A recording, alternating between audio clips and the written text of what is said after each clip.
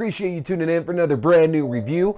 Don't forget, every Wednesday night from now until Halloween, I'm giving out 12 new spooky streaming suggestions to keep you busy every week of the spooky season. I know a lot of y'all are like me, September 1st hits and you're ready to watch everything scary. Let me do the work for you. You don't have to go search for anything at all. I'm going to tell you where to find it. I'm going to tell you something new, something old. Hopefully it gives you a good idea of what to watch this Halloween season. And you can stay on top of that and all the other reviews I am dropping on my channel by going to my link tree. And you can do that by going to linktr.ee/T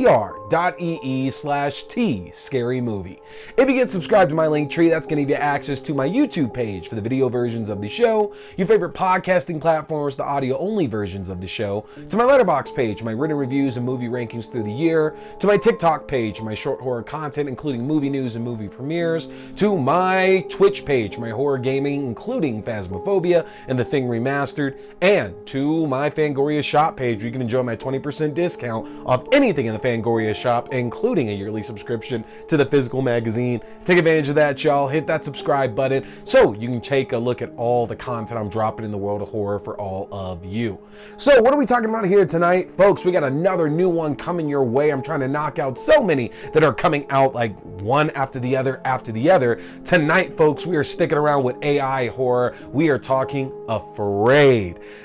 And let's not waste any time, folks. Let's jump right on into it here. If you haven't seen the trailer for Afraid before, this tells the story of new AI virtual assistant Aya, like Alexa, gets inundated at a family's home, only to find out that there are more sinister things at work here when you really start to get under Aya's operating system. Can the family escape and unplug the system in time to make it out with their lives? And that is Afraid. Now, here's the deal, y'all. We talked about this when I went over my review of Subservience just a couple of weeks ago.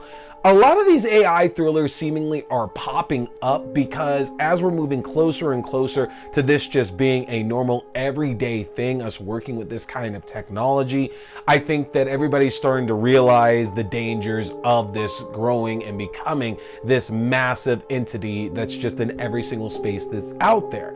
And in that review for Subservience, I talked about how we had been getting a lot of these warnings for years at this point. You know, James Cameron told us in Terminator that something like this was going to come around, and we kind of laughed that computers and like this kind of technology would ever get to the point that it's at, but it really truly is.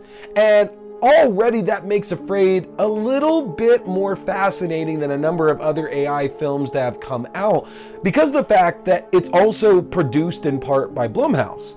Blumhouse is the one that brought us Megan. And Megan is very much like one of their flagship properties now. And Blumhouse puts out a lot of horror throughout the year, as we all know.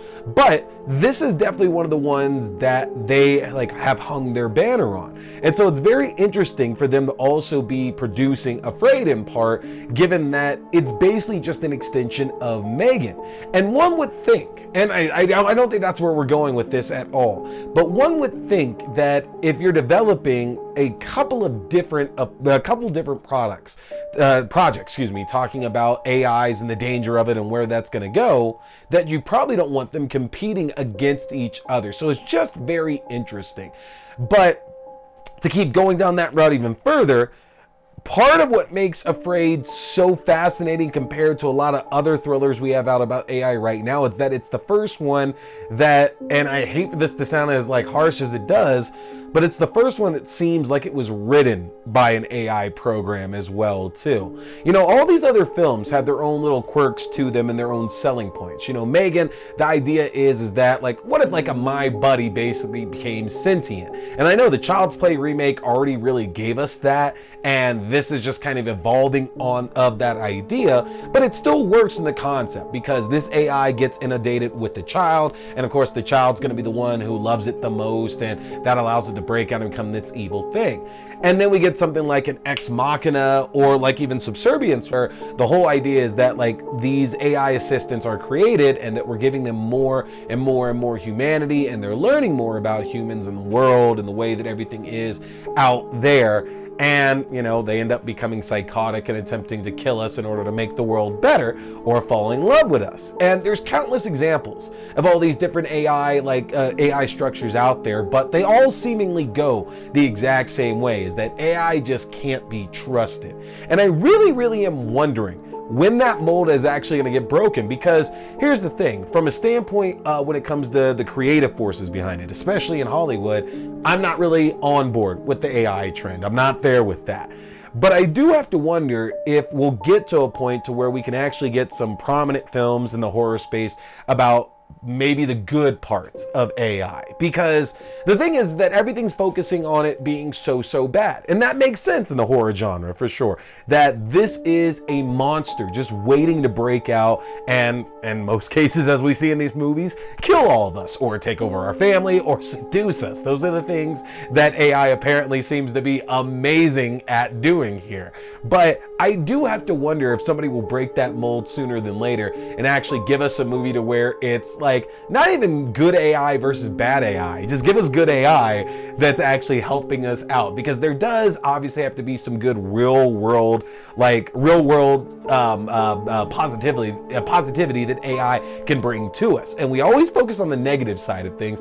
I just want to see the positive side. But I'm moving too far away from the film here itself. You know, this film actually has a really, what I would call a stacked cast to it. You know, we have John Cho, Kathleen Waterston, Keith Carradine, David Damashane, Ashley Thomas, Ricky Lindholm. Like, there's a lot of well-known people in this film. And I have to imagine that a number of them probably signed on because of the fact that these AI films, films focused around Evil A.I. are really becoming the trend and becoming the craze right now. And God, that just brings me right back. Like, is this basically becoming like the slasher revival that we had at the end of the 90s, where it died for a while and suddenly it was back, and that was every other horror project that came out? Because we got a lot of good films out of that. Scream, I Know What You Did Last Summer, Urban Legend, Valentine, like the list keeps going on. But is that where we're at with AI? Are we in a resurgence, or I guess a surge of Evil A.I. films, and just going to see a bunch coming out of varied quality? Because that very much seems like where we're going. But either way, great cast to this, but again, there's something missing with this. The trailer also seemed to really set up that maybe this was going to be much more of a fast-paced thriller than what it was, honestly. Because I think that going into a movie like this, again, we have so many expectations about the way it's all going to be set up, and the trailer really seemed to make it seem like Aya, this AI that's out there, would really slowly start to like get more and more erratic and unhinged and start killing people before the end of the film. And in the movie, you know, what is interesting here is that Aya doesn't really have much of like not a drive for anything, because it just seems like Aya just wants more information. Because even the evil things that Aya does in this film, they're not really being done to harm the family or like really harm the world. Like, the things that Aya is doing is just because Aya wants to live, and Aya wants to like be out in the world and experience the world. And yes, of course, like all these other Evil A.I. films and TV series that we've seen, there's the whole hinge of I can do everything better than the decisions that are being made right now, and I can stop so many evil things from happening. But that doesn't change the fact that the way you're going about that isn't necessarily the right way of doing things. So it's just interesting, because I would say out of a lot of the Evil A.I. films that we have, Aya is probably the AI that seems to be the most benign compared to the rest of them. Like, some of the tricks that Aya pulls just ends up seeming like, like it's a little extreme, but at the same time not necessarily like evil compared to what we've seen all these other characters and robots and machines and things like that do in all these different kind of films. I will say that there's not really going to be much of anything in terms of scares in this film. You know, Aya like herself or itself is not going to end up in a body like we've seen in so many of these other films and chasing the characters around and actually like imposing physical pain onto them. You know, Aya very much is utilizing like avatars and humans to really do her work. And again, on one aspect that really does separate it from a lot of these other films that we have out out there. But the flip of that is that it's just not as interesting, because for this being that's supposed to be maybe not all powerful, but more powerful than us for sure, it still seems to be very much limited by its like electronic being itself, that it still can't really do much to us. And that didn't escape me watching this film, that it's like, well, like if you take away it being in a body like we're so used to seeing, what can this actually do to us? And yeah, there are some things it can absolutely affect, but at the same time, it's just like, you don't seem as dangerous as it's been portrayed in other films. You know, something very interesting about Aya and the way that Afraid chooses to portray her is the fact that compared to other Evil AI in countless other films that we've seen, usually it falls into like one of two camps. One is that Evil AI has these grandiose plans to where if it gets plugged into like the actual internet, or it's accessing like a defense system or something, suddenly it's putting everybody on Earth in danger. It could fire nukes, it could start wars, all these things that we really have to be worried about. Whereas the flip side of this is that the AI is just trying to get into a body so it can actually live like a real life. Like it just wants to end up getting actually placed into something out there to where it can be more and more human. And Aya, weirdly enough, isn't trying to do any of that at all. You know, the things that Aya does in the film really is for the benefit of the family. Most of the stuff that Aya ends up doing, whether it's paying bills, finding out about underlying medical conditions that members of this family might have, helping out Iris, the daughter, with an issue with her boyfriend at school and like sharing naked photos of her. Like these are all things that are portrayed as Aya being very helpful for. So the film very much seems to take a stance that there are obviously things that AI can be really good with and really be done in a like the right, helpful, constructive way that we're using it. And like where Aya goes crazy is just the involvement that Aya has trying to be human with the family members, whether it's allowing, you know, one of the sons to watch like real life swatting videos or get more screen time, or bribing them to do like normal everyday stuff that they should just be doing out of responsibility as opposed to getting rewarded for it. And again, it's a very interesting element to put out for all of us, as most of us probably have some sort of smart device in our house. The fact that when it comes to like stuff that it really should be helping with, it's really good, but it just can't be human, which is always the message of these films. So I thought that was really interesting, the fact that Afraid kind of did that element better than a lot of the other films talking about AI out there, honestly. I don't know. Again, the film very much is like presented differently than what we've seen here before, but something about it just feels like heartless. It feels a bit lifeless, and that's interesting coming from the writer and director Chris Weiss that did this. You know, Chris Weiss has worked on a number of films you're aware of. He worked on Rogue One. He worked on The Golden Compass. He did a Twilight film about a boy. Like, he's done a number of films that we've grown up with, and these are big productions. But something about this just didn't seem to have a lot of heart in it. Maybe it is a cautionary tale, but it's one that's lacking a lot of bite to it. Either way, it's available for you to rent or purchase on streaming right now. Check it out. Let me know in the comments section. Where are you when it comes to all these AI thrillers that we've been getting the last few years? You know, we're in a surge of them right now. Is that a good or a bad thing? What do you personally think about the AI technology that's out there right now? Let me know in the comment section for a chance to win a Freddy Krueger Toonie Terror action figure, and hit that subscribe button, folks, because I got more great horror content coming for all of you. I appreciate you checking out the review, but that's it tonight. My name is T. We've been talking scary movies. Stay scared.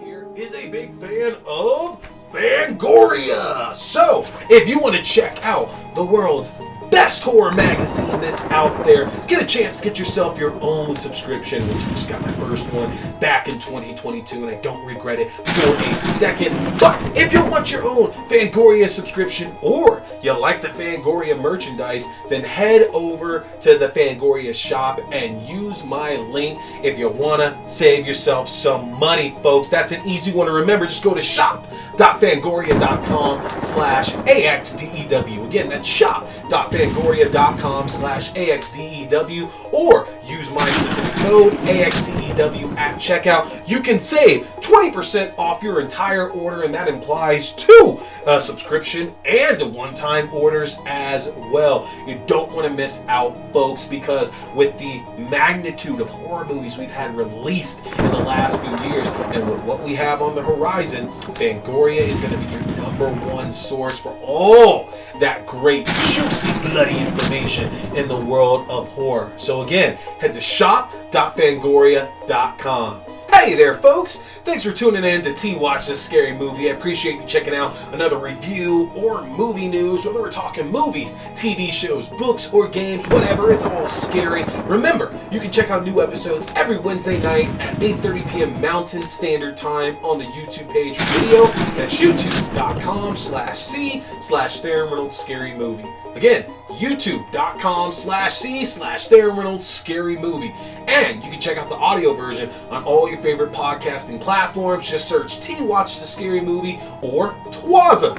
Don't forget, my name is T. We've been talking scary movies. Stay scared.